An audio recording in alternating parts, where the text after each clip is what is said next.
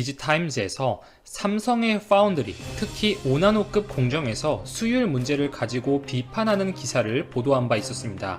디지타임즈는 대만의 언론인 만큼 자국 업체 TSMC의 우호적인 내용의 기사를 작성하는 것으로 업계에 알려져 있죠. 7월 20일 보도에 따르면 삼성전자는 5나노급 EUV 공정에서 만족스럽지 못한 수율을 얻고 있으며 퀄컴의 차세대 모바일 칩 출시에 영향을 미칠 확률이 있다고 보도했습니다. 삼성전자는 5나노 제품을 하반기에 본격적으로 양산할 계획으로 알려져 있고, 지금 삼성이 5나노를 활용해서 생산할 제품은 퀄컴의 AP 스냅드래곤 875G 그리고 5G 통신 모뎀 스냅드래곤 X60이죠. 퀄컴은 해당 칩셋을 포함한 스마트폰 제품을 내년 초에 내놓겠다는 계획을 세운 것으로 보여요.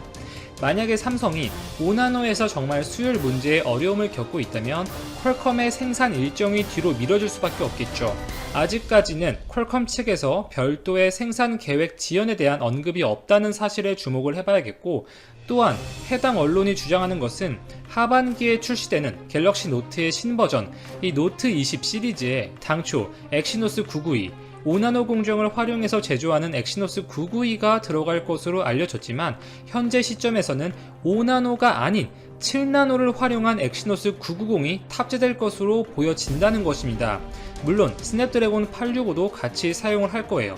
이러한 이유들로 인해서 삼성이 5나노에서 수율 문제로 어려움을 겪고 있는 것이 아닌가, 수율이 예상치만큼 나오지 못하면서 양산 시점이 뒤로 밀리는 것 아니냐, 이렇게 우려 섞인 시각들도 있었고, 이번 삼성전자의 2분기 실적 발표 컨퍼런스 콜에서도 해당 질의가 있었어요. 이에 대해서 삼성전자 측에서는 현재 수율 문제는 특별히 없으며 기존 계획대로 개선을 진행하고 있다, 이렇게 답변을 했습니다.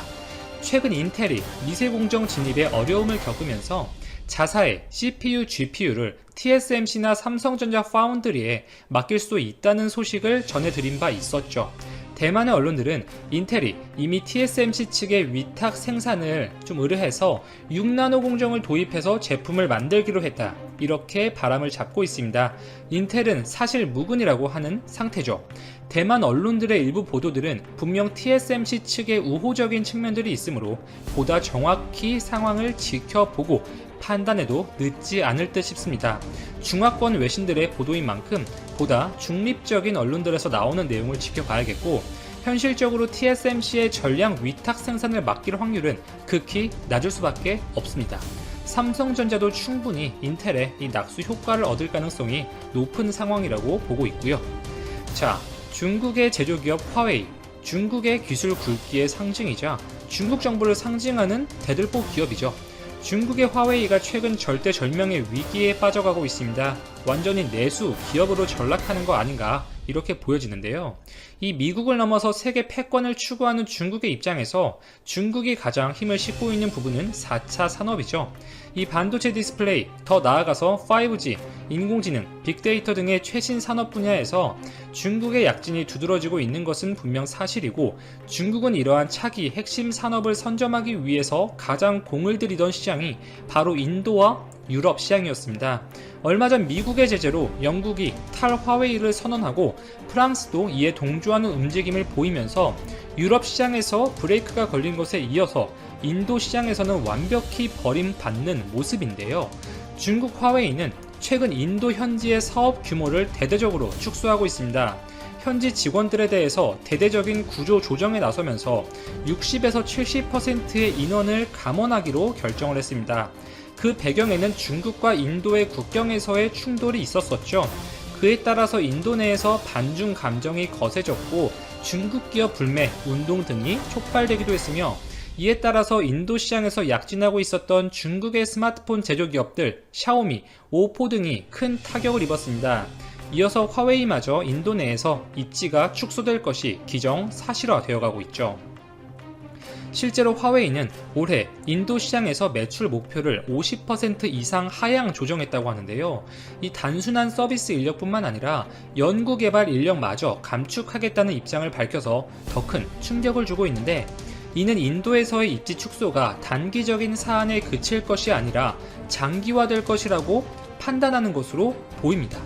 화웨이의 인도 내에서 매출은 2017년 대략 1조 4천억 원을 기록한 이후로 지속적으로 감소하고 있었고, 올해 매출 목표는 그 3분의 1 수준인 4,300억에서 5천억 사이로 하향 조정되었습니다. 이는 작년 매출과 비교하더라도 반토막 수준인 것이고요. 화웨이가 인도 시장에서 선전할 수 있었던 요인은 인도 통신사들과의 굳건한 협력 관계에 기인했었죠. 인도의 통신업체 바티 에어텔, 보다폰 아이디어 등의 메이저 통신사로부터 통신 장비를 공급하면서 이 많은 매출을 기록해오고 있었는데, 인도 내에서 반중 감정이 거세지고 이 국가 차원에서의 갈등이 발생하면서 인도 정부도 중국 장비와 중국산 어플리케이션의 사용을 대대적으로 규제하기 시작했죠. 인도의 국영 통신사들이 화웨이와 ZTE 등으로부터 장비를 공급받는 것을 막는 법안을 추진 중에 있다 하고, 위에서 언급드린 이 바티 에어텔 등의 민간 통신사 등에도 화웨이를 배제할 것을 적극적으로 권고하고 있습니다.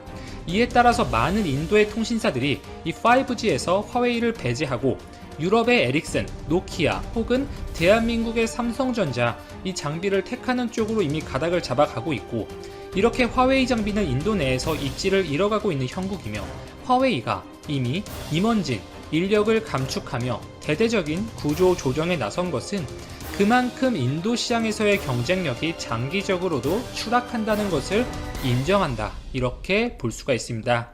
그 배경에는 현재의 세계 정세는 이 미국과 중국의 대립, 신냉전의 구도로 가고 있고, 인도는 전통적으로 중국과 좋은 관계에 있던 국가가 아니었고, 이 반중국 연합구도에 인도가 참여하는 흐름으로 가고 있죠. 이 미국은 중국에 이어서 막대한 인구를 보유하고 있고 발전 가능성도 무궁무진하며 인건비도 저렴한 이 인도 시장을 차기 세계의 공장이 될 것으로 일찌감치 점 찍어주고 공을 들이고 있는 것인데요. 결국 미국과 손을 잡은 국가의 제조 기업들이 인도 시장에 진출할 가능성이 높아지고 있고, 인도 기업들의 선택을 받을 수밖에 없겠죠.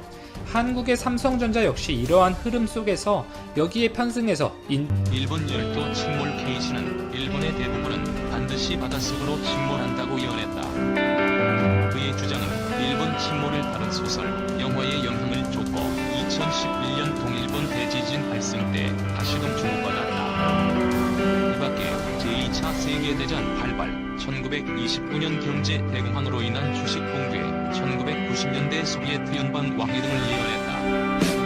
2차 대전의 경우 일본, 독일, 오스트리아가 교합해 전쟁을 일으킨다는 예언이 적중하기도 했다. 소련 해체설은 당시 아무도 믿지 못할 수준의 황당한 주장이었지만 그의 사후 반세기 만에 소련은 역사 속으로 사라졌다. 미국 대통령이 사무실에서 사망한다는 예언도 맞았다. K시도 미래의 제3차 세계대전을 예고했다.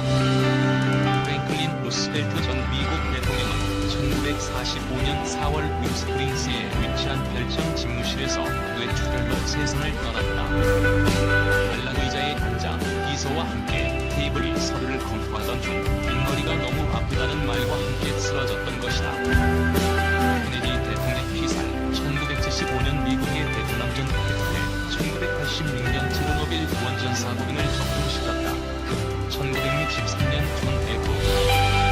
케이시는 미국 대륙 곳곳이 파괴될 것이라고 점쳤다. 아직 실현되지 않았거나 틀린 예언도 있다. 뉴욕, 로스앤젤레스, 샌프란시스코 등 주요 도시 대부분이 몰락할 것이라고 했다. 남극과 북극의 위치가 뒤바뀌고 대지진이 일어나 캘리포니아가 물에 잠길 거라고 했다. 1968년 중국이 기독교 국가가 될 것이라는 예언도 빗나갔다. 현재까지 미국 도시는 이상이 없다. 케이시의 추종자들은 그의 예언이 보물찾기와도 같은 것이라고 했다. 일본도 있다. 해안가의 모든 땅을 파내도 보물이 없는 이유는 두 가지다. 예전에 누가 숨겨진 보물을 파냈거나 앞으로 이곳에 보물이 묻힐 수도 있기 때문이다. 케이시는 생전 지상의 인간에게 신의 목적을 이해시키는 게 내 인생의 이유라고 말했다. 세계의 대이변을 민초들에게 미리 알려주기 위해 우주와 소통하는 초능력을 발휘했다는 것이다. 사실 그의 주장과 능력은 이성적으로 이해하기 어렵다. 다만 생명은 오늘 해야 할 일을 위해 존재한다는 그의 명언은 들을 만하다. 자연의 섭리를 존중하고 평생 약자들을 위로해준 선의만큼은 주종해도 괜찮을 것이다. 일본, 중국 미사일 발사에 긴장 고조 행위 강하게 반대. 일본 정부는 27일 중국의 대함 탄도미사일 시험 발사에 대해 남중국해의 긴장을 높이는 어떤 행위에도 강하게 반대한다고 밝혔다.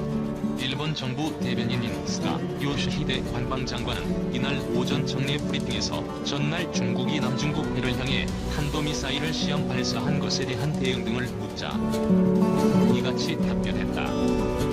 앞서 홍콩 사우스 차이나 모닝 포스트는 전날 소식통을 인용해 중국이 항공모함 킬러로 불리는 둥건 -26B와 대함 탄도미사일인 DF-21D 등 두 발의 중거리 미사일을 남중국해를 향해 발사했다고 보도했다. 스가 장관은 최근 중국의 남중국해 활동에 대해서는 우려를 가지고 주시하고 있으며 남중국해를 둘러싼 문제는 지역의 평화와 안정이 직결되기 때문에 우리나라를 포함한 국제사회의 정당한 관심사항이라고 강조했다. 그는 남중국해 문제는 모든 당사국이 국제법에 기초해 분쟁의 평화적 해결을 위해 노력하는 것이 중요하다는 점을 공유해 가고 싶다고 덧붙였다. 중국은 남중국해 주변을 따라 남해 구단선을 긋고 나서 구단선 내 곳곳에 인공섬을 건설하고 있으며 남중국해의 90%에 대한 영유권을 주장해 주변국은 물론 항행의 자유를 주장하는 미국과도 마찰을 빚고 있다. 한편 스가 장관은 미국 시장으로부터 퇴출 위기에 처한 중국의 인기 소셜미디어 틱톡에 대해 일본 지자체도 개인정보 유출 우려로 공적 정보 발신 수단에서 제외하는 사례가 늘고 있는 것에 대해서는 특정 서비스에 대한 논평은 삼가겠다며 직접적인 언급은 회피했다. 그는 다만 일반적으로 인터넷 서비스를 이용할 때는 개인이 특정되는 정보의 게재와 등록에 충분히 주의하는 것이 중요하므로 그런 유의점에 대해서는 정부로서도 내각 사이버 보안 센터를 중심으로 주지 노력을 하고 있다고 밝혔다.